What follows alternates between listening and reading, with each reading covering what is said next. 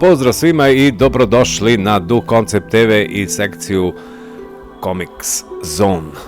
Danas imam jedno posebno izdanje i jednu posebnu temu jer ćemo zajedno proći kroz čak 4 knjige Libilusove kolorne edicije Martina Misterije. Od samog početka serijala pa sve do 12. originalnog ovog broja. Ovo je jedno trenutno od najtraženijih strip izdanja na našim prostorima. Treba pomenuti jednu stvar koja je posebno zanimljiva kolekcionarima sa našim prostora. Martin Misterija od Libilusa kolorne edicije izazvala je ogromno interesovanje i knjige su se veoma brzo rasprodate, pa je danas do pojedinih prvih izdanja sve teže doći. Posebno su tražene prva i druga knjiga.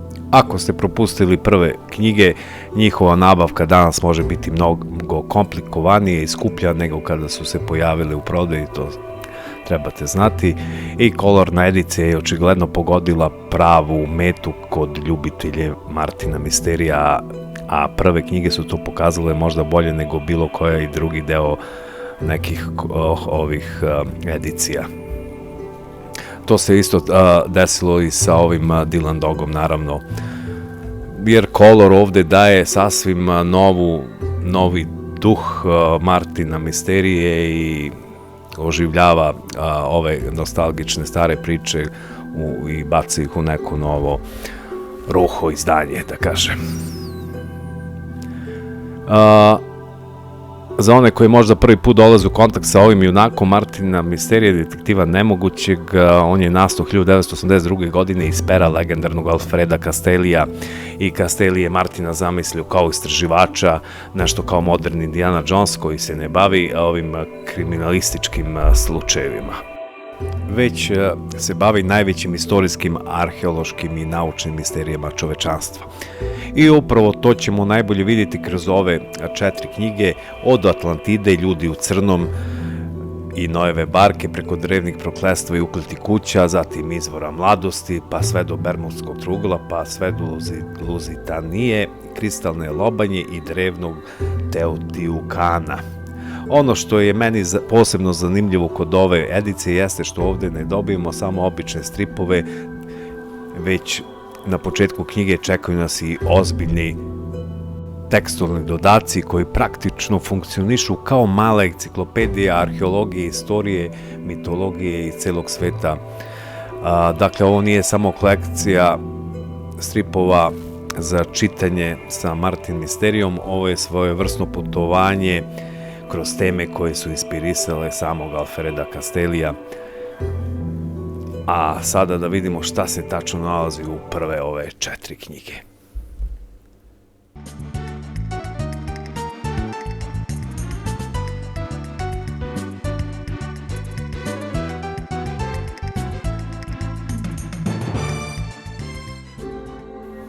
Prva knjiga, naravno, najvažnija je i predstavlja sam početak serijala. I ovde upoznajemo Martina Javu, Dijanu i svet u kojima će istorijske činjenice, legende i neverovatne teorije postati deo jedne velike avanturističke priče. Na samom početku ovde knjiga, evo kako to izgleda.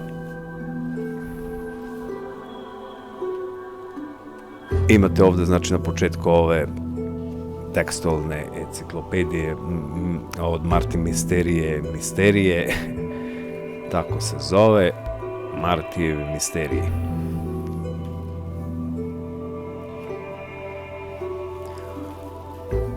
I ovde počinje prva epizoda i ovu knjigu, znači svaka knjiga ima 3 epizode, da znate. Prvu priču Ljudi u crnom, scenariju je radio Alfredo Castelli, crtež Giancarlo Sandrini, pa imamo drugu priču Osveta Boga Ra, isto scenario Alfredo Castelli i radio isto Giancarlo Sandrini. I treća epizoda Operacija Arka, u crtežu je radio isto Giancarlo, a pridružujemo se ovde i Angelo Maria Ricci.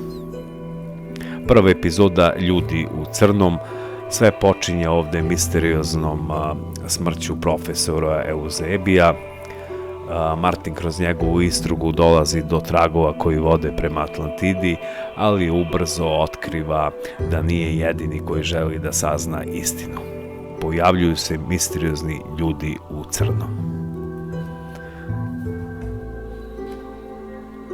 To je tajna organizacija koja vekovima pokušava da kontroliše informacije o najvećim misterijima, nešto kao inkvizitori.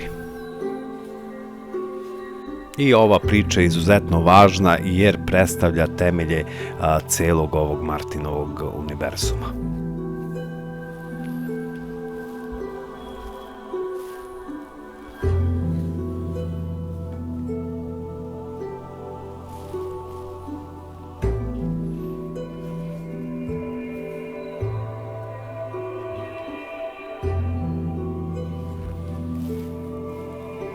Što se tiče druge epizode, ona nosi naziv Osveta Boga Ra.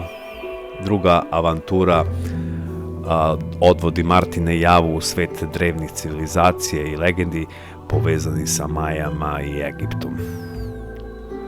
I tu se pojavljuje i čovek koji će postati jedan od najvažnijih Martinovih protivnika, Sergej Orlov.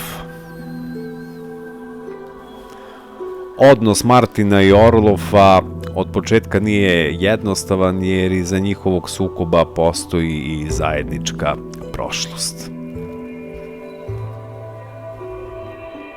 Ako ste čitali Martina Misteriju, a znate o čemu pričam, ne bi da pričam mnogo o epizodama i o likovima sad, čisto da pogledamo kako je ovo je izdanje vrhunskog kvaliteta, da znate, perfektno je odrađeno i stvarno ove boje donose nešto novo u ovim starim nostalgičnim epizodama.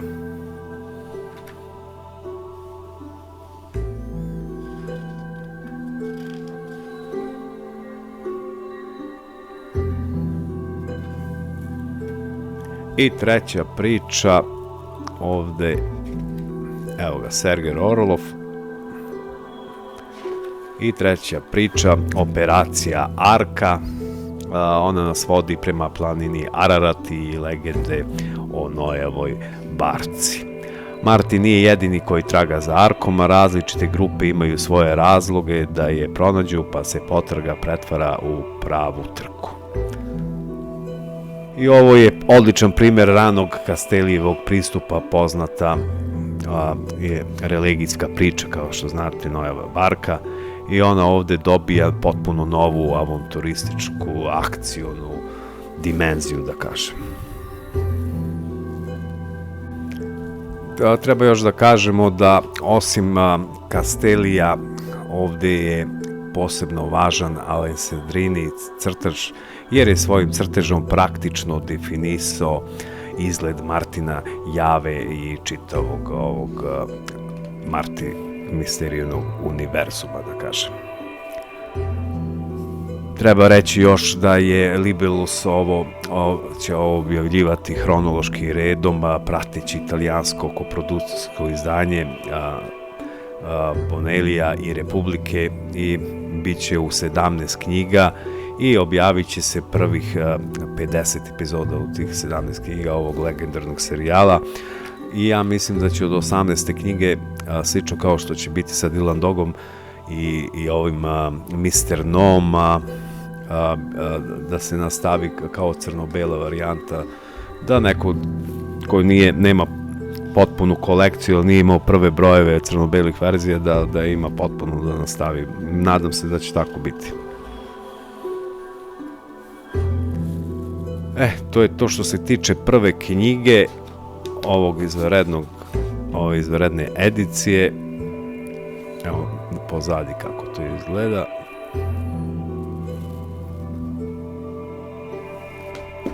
Što se tiče druge knjige, ona nastavlja tamo gde je prva stala i pokazuje koliko je Castelli već u ranoj fazi imao širok taj spektar ideja.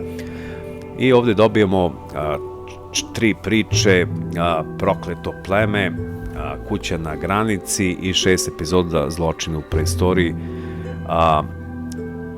Prokleto pleme je crtao Franco Bignoti i Angelo Maria Ricci, dok je 5. epizodu Kuća na granici sveta crtao Angelo Maria Ricci, a 6. Gaspare Casaro i Gaetano Casaro. To su braća. Isto ovde imamo enciklopedijski deo.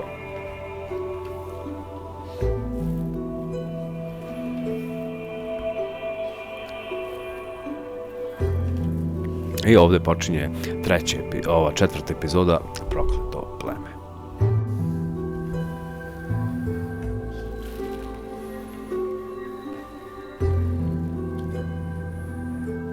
Evo ovde ova epizoda je izašla 1982. godine u srpanj, jun beše tako. Ovde Martin i Java odlaze u Toskanu, gde istražuju misteriozno prokletstvo povezano sa jednom starom porodicom i drevnim etrurijskim nasleđem. Ovo je ujedno i prva velika Martinova avantura smeštena u Italiji.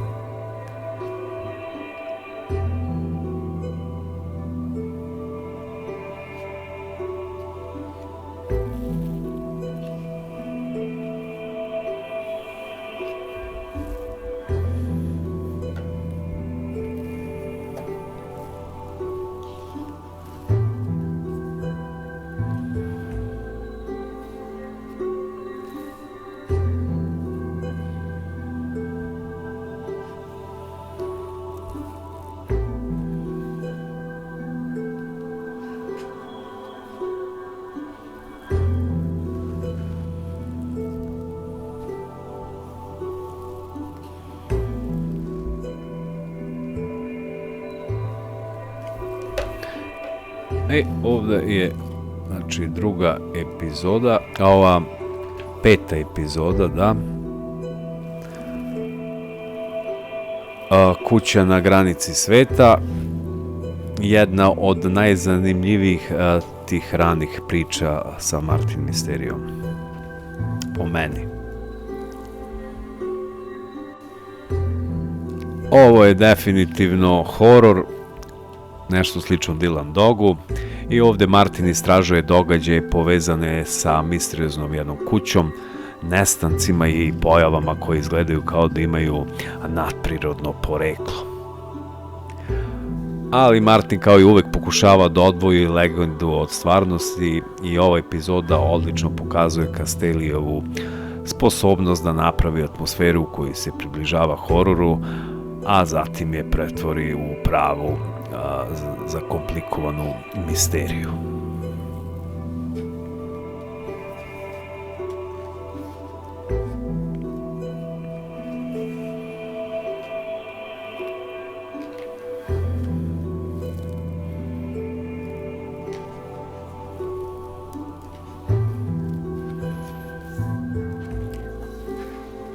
I šesta epizoda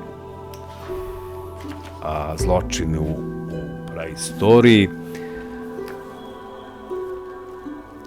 rujan, septembar 1982. godine, i u trećoj priči Martin i Java istražuju slučaj koji povezuje savremeni zločin sa praistorijom.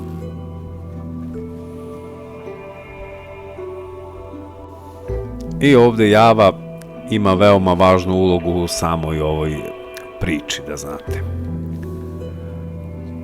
Ovde u ovim epizodama i u ovoj drugoj knjizi imamo širok krug crtača, tu je Franco Bignoti, Angelo Maria Ricci, Gaspare Casaro, Gaetano Casaro, i oni daju različite te vizualne pristupe, ali svi su zajedno, oni pripadaju prepoznatljivo toj školi ranog italijanskog stripa, to je Bonellija. U svim epizodama, kao što sam rekao, i dalje je tu neprikosnoveni Alfredo Castelli.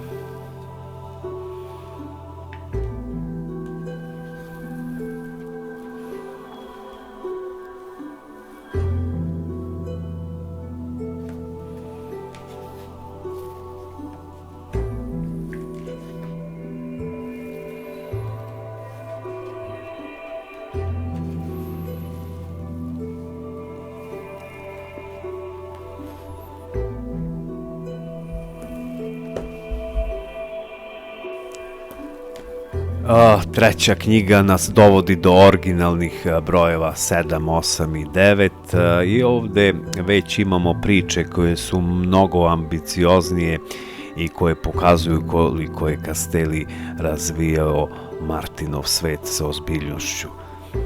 Ovde imamo 3 epizode, isto znači brojevi 7, čovek koji je otkrio Evropu, 8, izvor mladosti i 9 epizoda, Bermudski trougo. Na svim ovim epizodama, znači, Alfredo Castelli potpisuje taj scenario. Crteži su radili Casaro, Franco Bignotti i Angelo Maria Ricci. Angelo Maria Ricci radio je na ovu 9 epizodu Bermudski trougo. I ovde počinje epizoda čovjek koji je otkrio Evropu, 7. znači priča. Martin dolazi do istorijskog traga koji otvara neverovatno pitanje da li je jedan američki indijanac mogao da stigne do Evrope još u srednjem veku. Interesantna priča.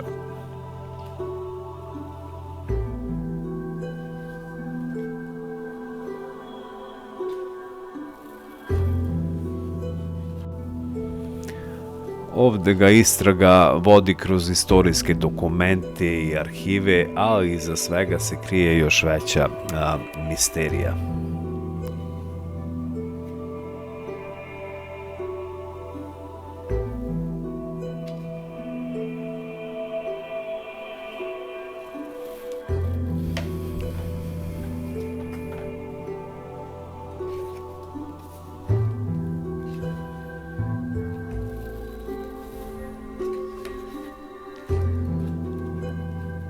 Zatim 8. epizoda Martin serije Izvor mladosti.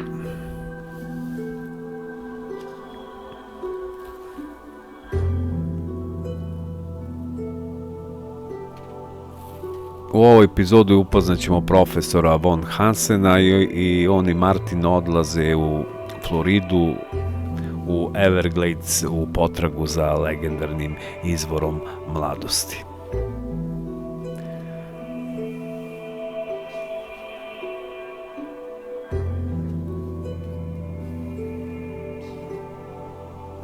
Castelli ovde koristi jednu od najpoznatijih ljudskih želja, a to je potraga za večnim životom i pretvara je u avanturu punu istorijskih tragova, legendi i opasnosti.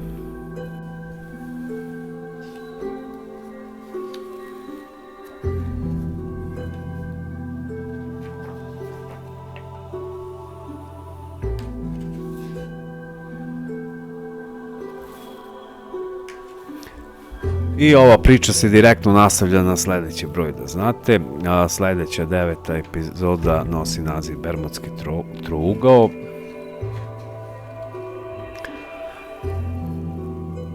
Jedna od najpoznatijih misterija sveta, Bermudski trougao, znate svi.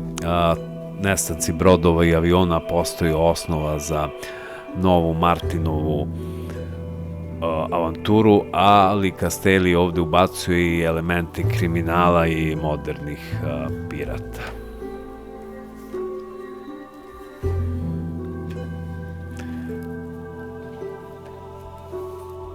Zanimljivo je to što se upravo u ovom broju završava ova prethodna priča, zatim počinje potpuno nova avantura, tako je to rađeno u to vreme.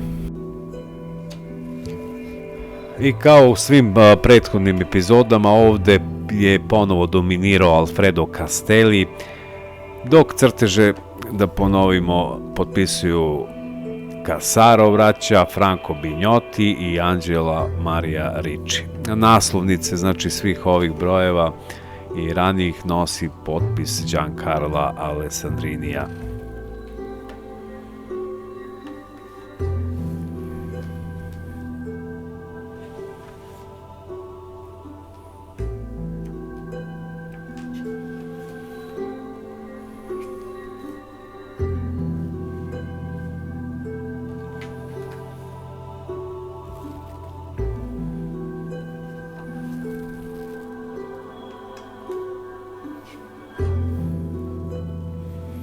I ovde se takođe nastavlja ova epizoda u sledećoj 4. knjizi.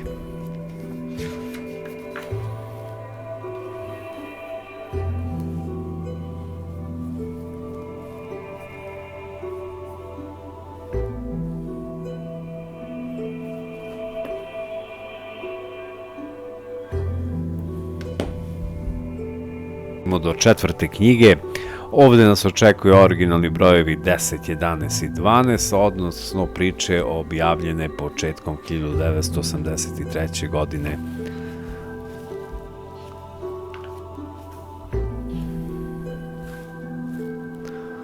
Imamo 3 epizode, znači ovde isto 10 epizoda Tajna Luzitanije, crtež Anđelo Marija Ricci, 11 epizoda Lobanja sudbine, crtež je tu radio već Claudio Villa i u 12. epizodi u senci Teotihuacana, isto Claudio Villa crtež, sve potpisuje znači priče Alfredo Castelli, naravno.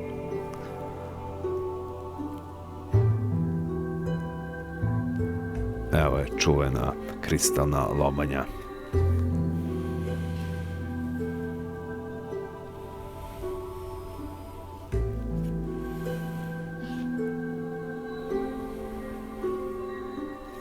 Ako volite ove misterije, ima jedna stara dokumentarna emisija Misterije Artura Clarka, tako se zove, izuzetna, znači emisije, verovatno ima negde na internetu, možda i na YouTube-u sigurno.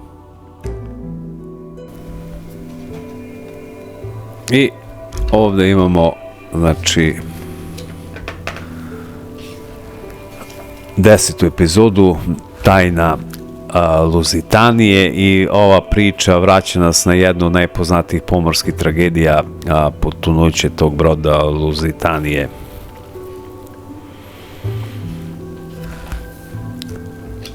Ovde Castelli uzima taj stvarni istorijski događaj i oko njega gradi, naravno, svoju novu misteriju.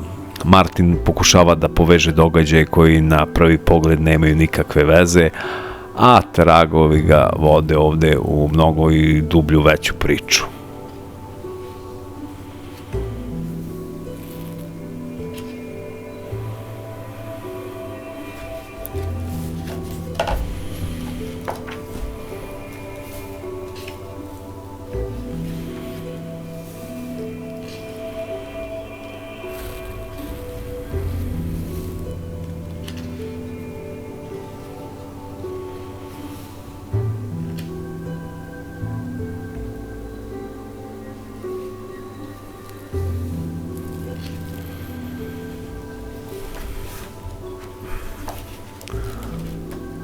I 11. epizoda Lobanja sudbine. Evo ovde počinje nova priča. I ovde je crtež crtao Claudio Villa, da napomenem opet. Ovde Martin dolazi do tragova koji ga vode u Meksiko, a misteriozni artefakt otvara pitanje njegovog porekla i veze sa drevnim civilizacijama.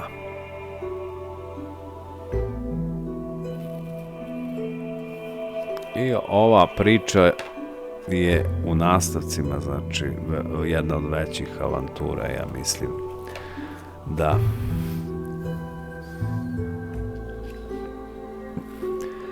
Scenariju ovde pisao isto Castelli, a crtež, kao što smo rekli, neprikosnoveni Claudio Villa, jedno od velikih imena italijanskog stripa.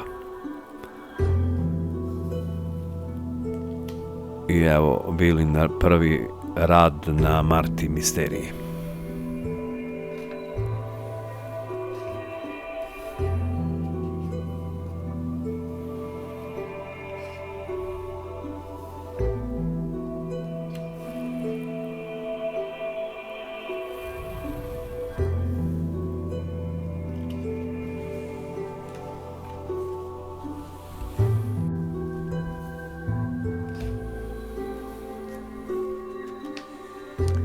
I nastavak ove priče nas vodi u Meksiko. Epizoda u senci Teotihuacana i ova priča zatvara u stvari misteriju ovu otvorenu u lobanji sudbine i daje nam upravo ono što očekujemo od Martina: prava avantura, drevne civilizacije, arheologija, fantastika.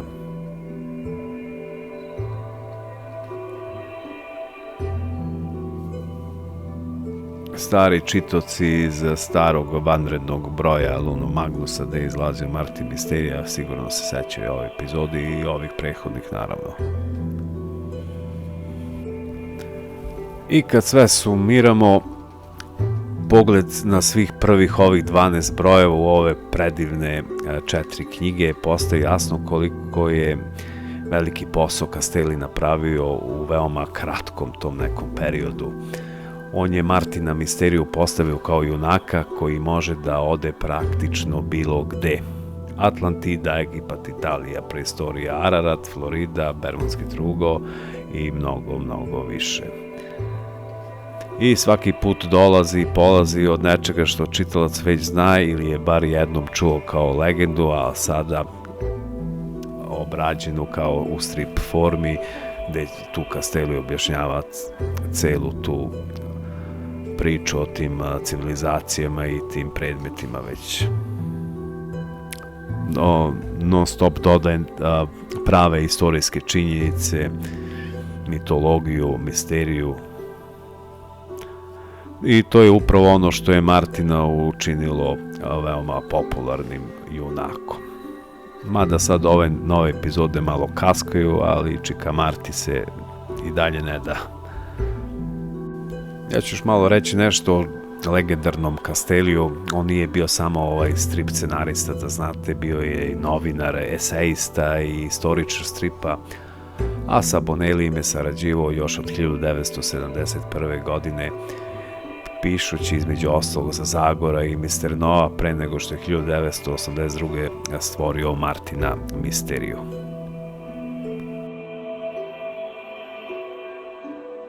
Osim predobrih strip priča u ovim knjigama i ovoj ediciji, volim da napomenem još jednom da ovde dobijemo i ozbiljan taj dodatni materijal, praktično mala enciklopedija arheologije, istorije, mitologije, drevnih civilizacija i celokupnog tog Martin Misterija. Ja obožavam da čitam ove uvode kod Martina. I on daje kontekst pričama koje upravo će da pročitamo, naravno.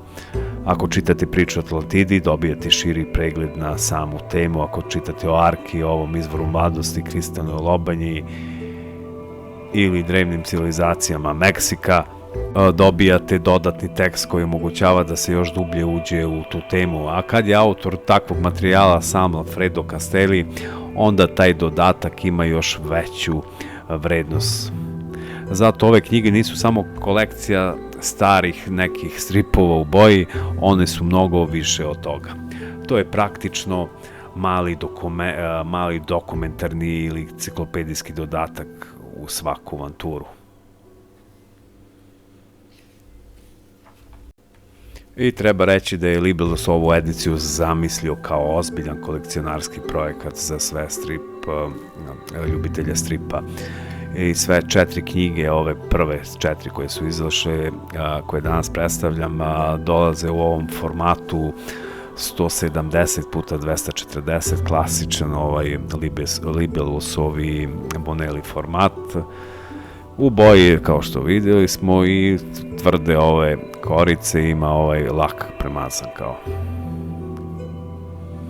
Sve knjige donose po 3 originalne epizode i svako od njih predstavlja tu određenu fazu ranog razvoja serijala Martina Misterije i upravo zato ove 4 knjige imaju dodatnu vrednost koje se posmatraju zajedno sa ovim što će da izađu, znači ukupno će biti 17 da ponovim knjiga, 55 epizoda i verovatno će Libellus posle da nastavi sa crnom-belom ovom verzijom sledeće epizode.